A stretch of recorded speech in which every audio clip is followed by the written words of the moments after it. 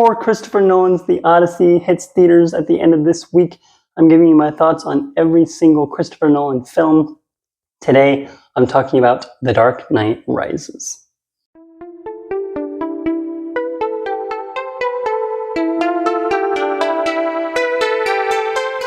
The Dark Knight Rises is without a doubt the biggest and most ambitious film in Christopher Nolan's trilogy, at times maybe a little bit too ambitious, but to me it still remains a great conclusion to this trilogy. It is one of my favorite comic book movie trilogies of all time, and I think this movie as a whole serves as a fantastic, very satisfying conclusion to this trilogy. How they wrap everything up, the way how the characters end by the end of the movie, I think all of it is satisfying. The movie picks up 8 years after the events of The Dark Knight. People are still looking at the Batman as kind of this cold-blooded murderer who was blamed for the death of Harvey Dent at the end of The Dark Knight. People are still like, Bruce kind of retired as the Batman after that. People have not seen the Batman since then, and thus crime has gone up, and the overall just kind of attitude of Gotham. People are just feel a lot less safe than they used to with the Batman out, and Gotham as a whole has just become a little bit more cynical. Bruce himself has also kind of gone into hiding in these 8 years. He's no longer the show-offy playboy that he was in Batman Begins and The Dark Knight. He's now in like a retired, kind of older recluse who is kind of still healing from the many injuries he has accumulated over the years of being Batman. All of that is finally starting to catch up to him. At the beginning of this movie, he's walking with a cane. There's no cartilage in his joints anymore.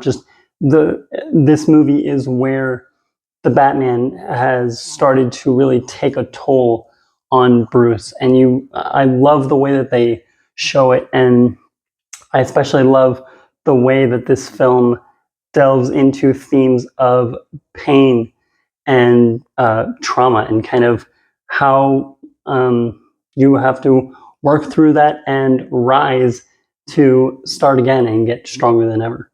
Of course, as with all three of these movies, the big thing that we have to talk about is the villain, and here we have Tom Hardy as Bane, and I absolutely love this portrayal of the character, and he is a phenomenal villain for this movie, and the perfect kind of opposite, the perfect antagonist for Bruce at this point in his life. Of course, Tom Hardy, no disrespect to his performance, he does a phenomenal job. Of course, he doesn't hold a candle to Heath Ledger's Joker in The Dark Knight. That is a performance that will never be topped. He is one of the greatest villains of all time. But like I said, for this film and for this version of Bruce and Batman, I absolutely love Bane as the villain. He pushes him to his limits. The scene where they're in, I can't remember exactly where they are. It looks like it's in the Batcave. The fight scene between Batman and Bane is amazing. Tom Hardy's line delivery, the physicality that he brings to this role, Bane is a force to be reckoned with in this film. He is intimidating. He's big. He's strong. Tom Hardy put on an impressive amount of muscle and size for this role, and it shows. He walks heavy. Just his overall presence in this film is very intimidating, and I love the way that he shows this character. Just like with The Dark Knight, we get another incredible opening sequence with Bane crashing the plane, infiltrating this plane.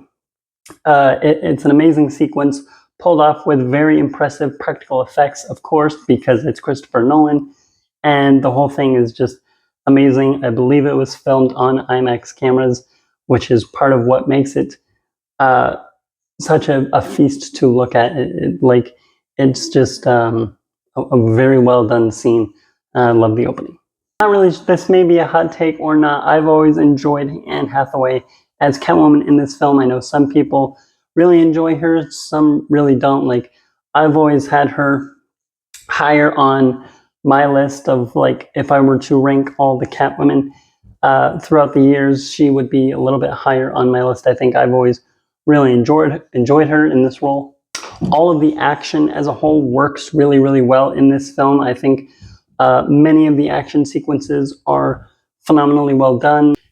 The pit scene with Bruce finally trying to escape is amazing. Hans Zimmer's score in the background is outstanding. This might be my favorite score in the Dark Knight trilogy. It's either between this or the Dark Knight. But as with pretty much every single one of his movies, Hans Zimmer's score is outstanding. When it comes to the more negative aspects on this film, I have one that's a little bit more mixed. It's not entirely a negative, but it's not a big positive either. I think the film as a whole is just a little bit too long. It's like 2 hours and 45 minutes, just nearing the 3-hour mark. I think Nolan has been able to pull off very long run times in the past. Of course, with Oppenheimer, I think the 3-hour runtime is not an issue for me with Oppenheimer on any level. I think this film is just close to being just a little bit too long for me. My one big negative with this film is I have always despised the Talia al Ghul reveal at near the end, like in the third act. They reveal that Bane wasn't the child of Ra's al Ghul. It was actually his daughter, Talia al Ghul, and she's the child that they've been talking about the entire movie that was able to escape the pit. I've just never been a fan of that whole reveal and just the way that it kind of tries to make you reinterpret everything that you've been told. That whole thing I've just never been a fan of, and I also think that her acting is absolutely terrible in this movie. Whoever plays Talia al Ghul, her acting is disastrous. It's not usually like me to pan on a bad acting performance, but here it feels necessary. But that's really the only big negative I have with this film. Most of the time, I really, really love it. Like I said, I love the themes that it goes into. Tom Hardy is great. And just this overall, the conclusion to the film itself and setting up Robin, which obviously we never got like a full-blown solo movie with Joseph Gordon-Levitt. But the whole thing, everything that they wrap up at the very end, Bruce finally getting his happy ending that Alfred wanted for him, all of that works really well. So that's about it. Those are my thoughts on The Dark Knight Rises. What do you think of this film? Let me know down in the comments below. What is your favorite movie in this trilogy, and where does this movie as a whole rank amongst the other Nolan films for you? Stay tuned for the rest of my Nolan films. You can check out my previous Christopher Nolan reviews in the description down below. And until my other ones like this one, subscribe to my channel and keep watching movies.